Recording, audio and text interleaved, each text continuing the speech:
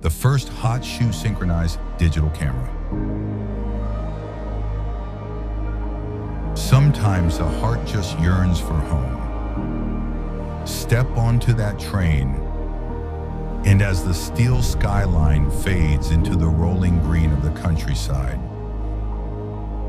we walk side by side. The vintage camera, it's not just glass and metal, it's a portal. Every scratch on the body, every click of the shutter, whispers a history I almost forgot was mine. Digital is a miracle. It's memory at the speed of light, instant and effortless. But analog is a ritual. It's the slow magic of waiting, the charm of the imperfect, the soul of the grain. On the journey back, I watch the world blur past.